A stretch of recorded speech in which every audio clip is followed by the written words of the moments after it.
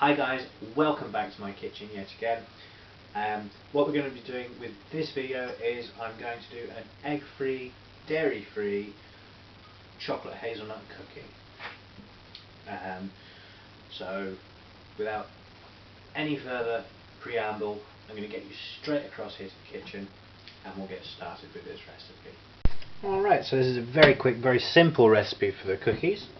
I'm going to start by putting 125 grams of caster sugar into your bowl, and you're going to blend that with 125 grams of dairy-free margarine spread, whatever you want to call it. Again, I'm using the olive oil variant. So we're going to go ahead and we're going to blend that all together until it's nice and creamy. So you can see how much that has changed. The more you blend this together, the lighter and fluffier those cookies are actually going to be. So I'm just going to go ahead and remove the butter mix off of the blender. Just like that. Into that we are going to add 200 grams of self-raising flour, 2 tablespoons of cocoa powder and 1 teaspoon of baking powder, and then we're just going to mix that all together until we get a nice dough. Don't go straight in and switch the blender on, as if you do that you're going to send flour and cocoa powder up into the air and you're just going to make one huge mess. So instead what you're going to do is you're just going to use it like you would a spoon, and then once you've got to a stage where it's fairly well compacted, you can switch your blender on onto the lowest speed possible.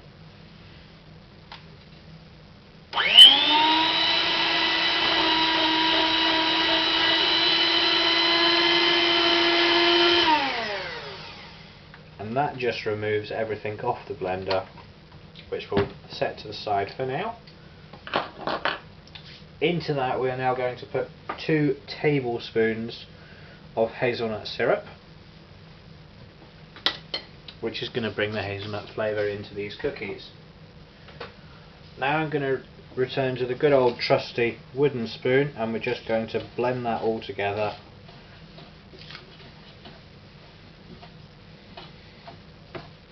until we get a nice cookie dough.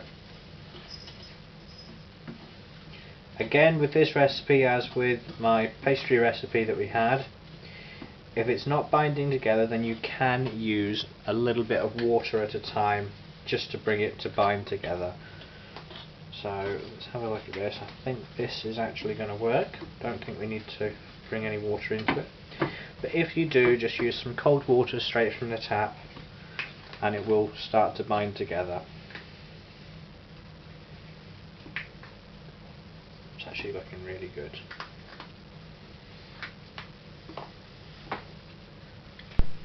As you can see, that's come together really quite nicely. What we're going to do is we're going to lightly flour our work surface. So yet again, I'm just going to remove the worktop saver.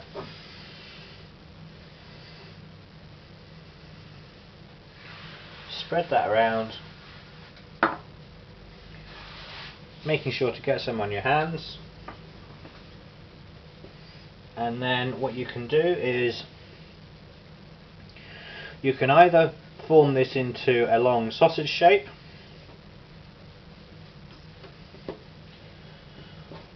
and then put it into the refrigerator for about an hour or so, and then slice off bits and pieces as you go.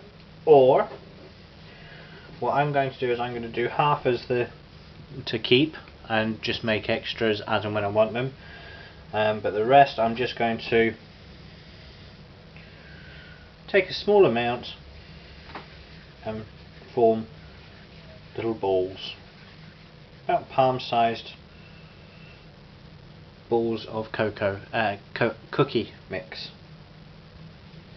So we've got what we've got here. We've got 6 cookies ready to go, and then with the other half of the mix, what I'm going to do, just set our six to the side.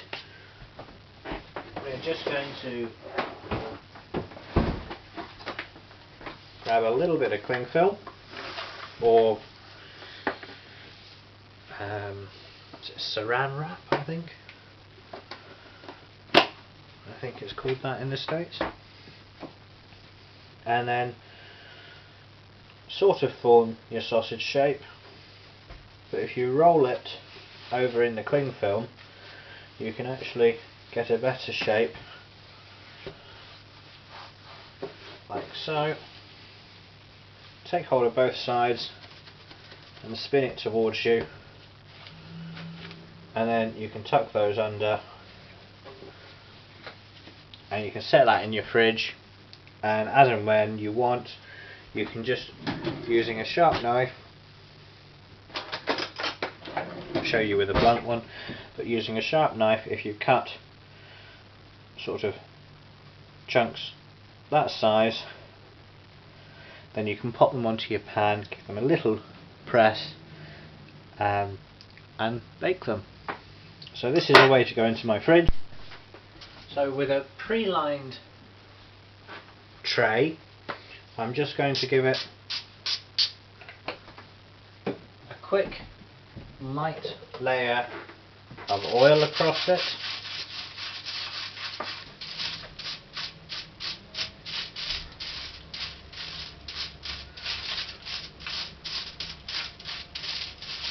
Just so the cookies don't actually stick to the pan. And then all we're going to do is we're going to just pop our cookie balls around the pan, allowing room for expansion, and then we're just going to lightly press down on all of them,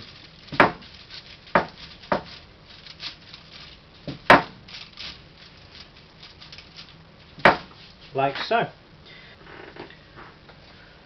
So that's really simple, that's how they're going to be. They're just going to go straight into the oven like this at gas mark 5. They're going to go in for about 12 to 15 minutes, and then when you take them out you get them straight onto a cooling rack.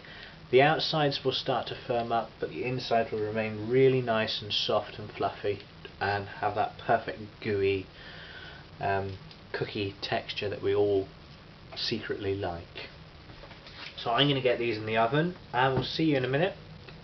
Well, 15 minutes, when they're ready to come back out.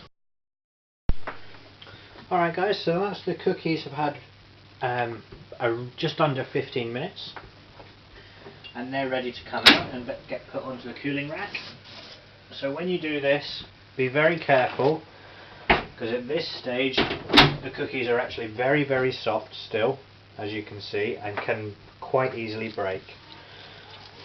So using your spatula,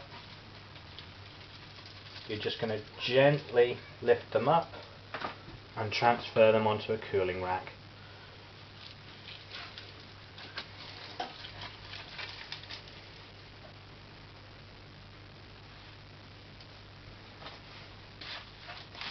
Let's see if we can't get this one off. There we go. So we're going to lift these off onto the cooling rack, and we're just going to leave them to sit for 5 to 10 minutes to cool down, so that they're actually still nice and warm to eat, but they're not going to burn our mouth off. So these have had time to cool and they're now able to pick up. They're not going to fall apart the minute you pick them up. So I'm going to just transfer them over